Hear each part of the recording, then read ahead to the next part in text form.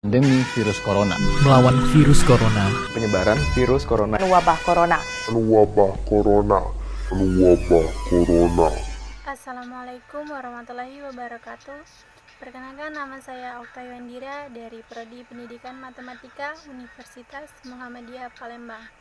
Di video kali ini saya akan membahas tentang dampak yang dirasakan Indonesia dari pandemi COVID-19 sekarang ini.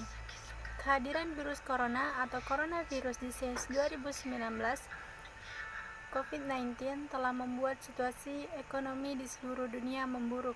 Bahkan lembaga keuangan dunia seperti International Monetary Fund atau IMF telah memproyeksikan bahwa ekonomi global tumbuh minus di angka 3%. Lalu bagaimana dengan Indonesia? Seberapa besar pengaruh COVID-19 terhadap perekonomian Indonesia? Di video kali ini saya akan membahas tentang dampak yang dirasakan Indonesia dari bidang perekonomian.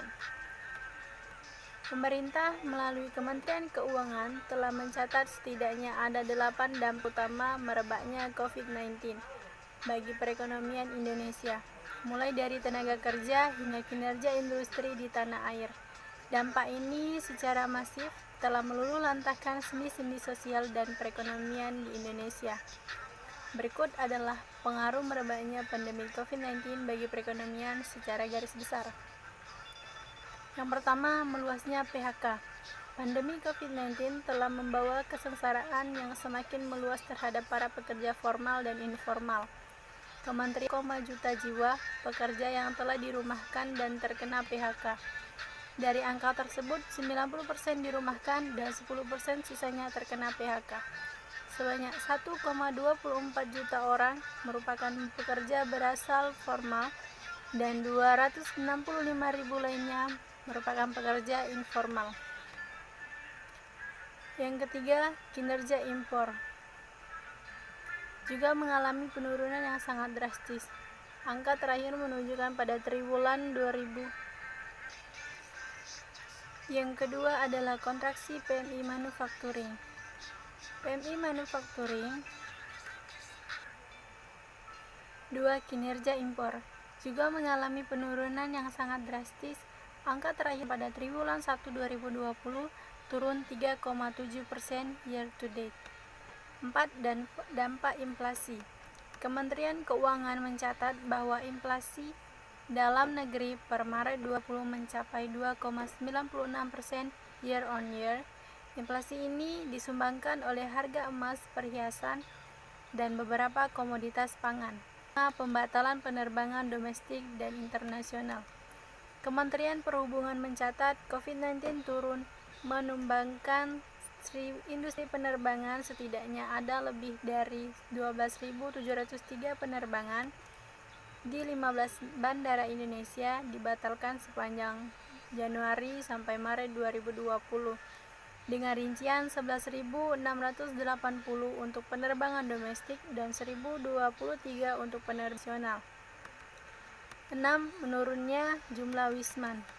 Kunjungan wisatawan mancanegara atau wisman memberikan pengaruh besar terhadap ekonomi dalam negeri, dan COVID-19 telah memberikan pengaruh yang sangat masif. Tak tanggung-tanggung, kunjungan wisatawan mancanegara turun lebih dari 7.000 wisman per hari. Kunjungan wisman ini dinominasi wisman dari Cina. 7. Kehilangan pendapatan sektor layanan udara. Pembatalan penerbangan dan penurunan wisman tentunya memberikan pengaruh terhadap angka kehilangan pendapatan di sektor layanan udara, mencapai lebih dari 300 miliar per hari. 8. Penurunan okupansi hotel. Efek domino dari pembatalan penerbangan, berkurangnya wisman juga memberikan pengaruh bagi dunia perhotelan. Akibat menurunnya jumlah wisatawan mancanegara, Kementerian Pariwisata bahkan mencatat akibat COVID-19, Indonesia telah kehilangan kucuran devisa dari sektor pariwisata terpangkas 50% dibanding tahun lalu. Pun demikian dengan okupansi perhotelan di lebih dari 6.000 hotel, jumlah penurunannya lebih dari 50%. Apa saja dampak pada sektor ketenaga kerjaan? Indonesia mengonfirmasi infeksi virus corona penyebab COVID-19 pada awal Maret 2020. Sejak itu, berbagai upaya penanggulangan dilakukan pemerintah untuk meredam dampak dari COVID-19 di berbagai sektor. Hampir seluruh sektor terdampak. Dan hanya kesehatan, sektor ekonomi juga mengalami dampak serius akibat pandemi virus corona. Pembatasan aktivitas masyarakat berpengaruh pada aktivitas bisnis yang kemudian berimbas pada perekonomian. Laporan Badan Pusat Statistik Agustus ini menyebut bahwa pertumbuhan ekonomi Indonesia pada kuartal 1 2020 minus 5,32%. Sebelumnya, pada kuartil 1 2020, BPS melaporkan bahwa pertumbuhan ekonomi Indonesia hanya tumbuh sebesar 2,97%, turun jauh dari pertumbuhan sebesar 5,2% pada periode yang sama 2019 tahun lalu. Kinerja ekonomi yang melemah ini turut pula berdampak pada situasi ketenagakerjaan di Indonesia. Semeru Research Institute, lembaga independen yang melakukan penelitian dan kajian publik, pada Agustus 2020 merilis catatan kebijakan mereka yang berjudul mengantisipasi potensi dampak krisis akibat pandemi COVID-19 terhadap sektor ketenagakerjaan. Dalam catatan itu, tim riset Semeru menggarisbawahi setidaknya ada dua inflasi krisis ekonomi yang dialami Indonesia pada sektor ketenagakerjaan. Pertama, peningkatan jumlah pengangguran, dan kedua, perubahan lanskap pasar tenaga kerja pasca krisis. Sementara itu, jumlah perusahaan dan ketenagakerjaan terdampak di sektor informal adalah sebanyak 453 perusahaan dan 189.452 orang pekerja. Namun, dalam catatan kebijakan bahwa angka ini belum menggambarkan tingkat pengangguran secara keseluruhan, karena belum memasukkan pengangguran dari sektor informal dan angkatan kerja baru yang masih menganggur. Tim riset Semeru kemudian melakukan simulasi perhitungan peningkatan pengangguran secara total dan menghitung jumlah pengurangan pekerja dari masing-masing sektor usaha akibat terjadinya kontraksi ekonomi sampai akhir Maret 2020. Hasil simulasi menunjukkan bahwa TPT, tingkat pengangguran terbuka, meningkat dari 6% pada Februari 20, data BPS menjadi 6,17% atau minus 6,65% dari Maret 2020. Persentase ini juga setara dengan peningkatan jumlah pengangguran penyerapan tenaga kerja yang sekitar 1,6 hingga 2, juta orang. Dilihat dari sebaran sektornya, perdagangan adalah sektor yang paling banyak mengalami pengurangan penyerapan tenaga kerja. Hasil estimasi penyerapan tenaga kerja di sektor ini berkurang sekitar 953.200 orang.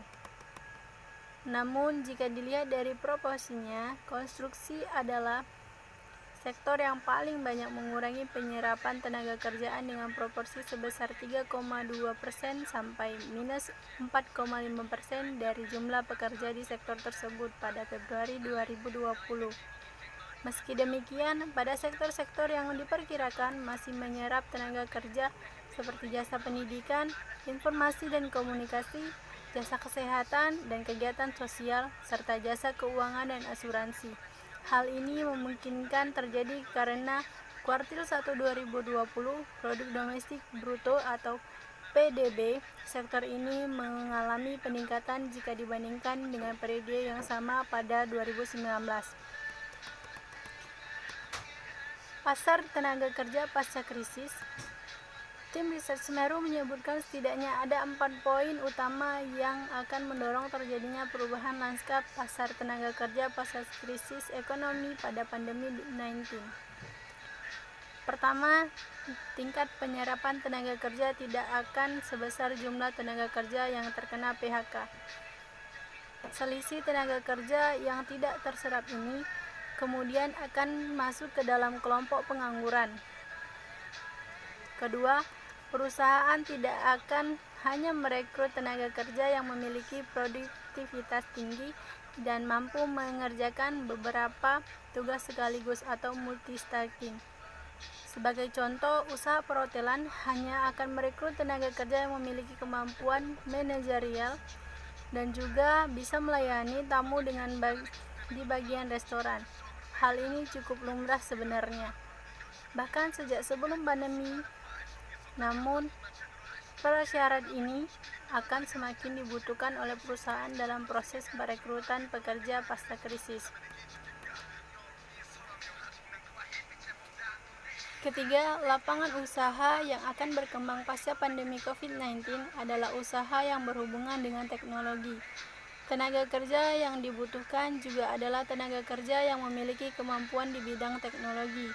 Hal ini terbukti dengan terjadinya pergeseran pola kerja selama pandemi. Jika sebelumnya pekerja diharapkan untuk bekerja di tempat kerja, maka selama pandemi ini perusahaan juga pekerja harus beradaptasi dan untuk mengurangi aktivitas mereka, terutama yang melibatkan bertemunya banyak orang. Salah satunya adalah dengan penerapan pola kerja home from work. Menurut Adi, pandemi yang terjadi saat ini dapat dikatakan menjadi katalisator dalam proses adopsi teknologi di masyarakat.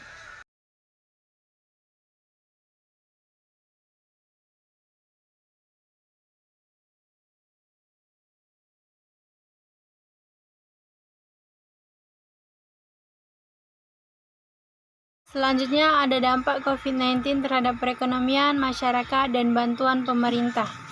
COVID-19 memiliki dampak yang besar untuk masyarakat menengah ke bawah karena perekonomian menurun dan juga banyak pengurangan hak kerja atau PHK bagi para pegawai di perusahaan pabrik. Banyak pedagang kaki lima yang tidak bisa berjualan dengan normal karena adanya wabah virus corona dan kekurangan mata pencaharian. Lalu jasa ojek online pun tidak bisa beroperasi seperti biasa karena adanya aturan PSBB dan orderan jasa yang menurun karena adanya social distancing. Banyak masyarakat yang masih tidak mematuhi larangan pemerintah karena mereka terpaksa melakukannya. Jika mereka tidak bekerja, bagaimana bisa membiayai kehidupan sehari-hari? Pemerintah sudah berusaha semaksimal dan dalam membantu masyarakat yang kekurangan dan memberikan bantuan sembako dan lain-lain.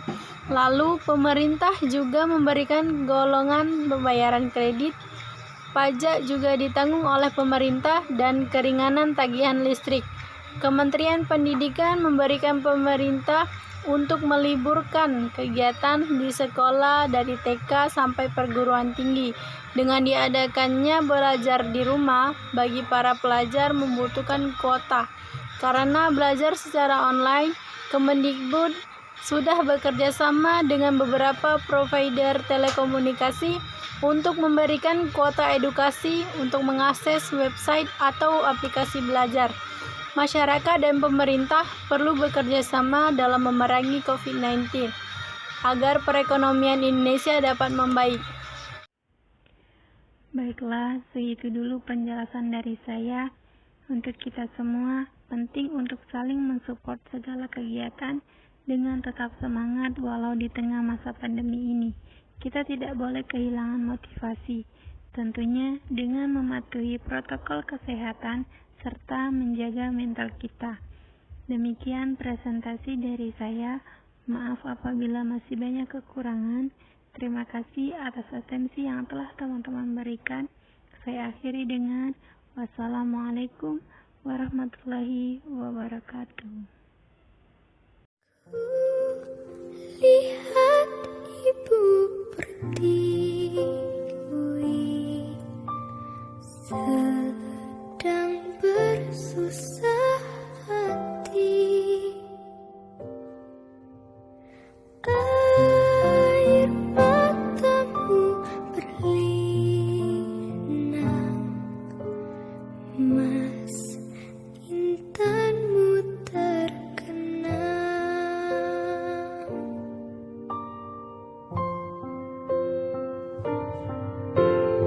hutan, gunung, sawah, lautan, simpanan kekayaan.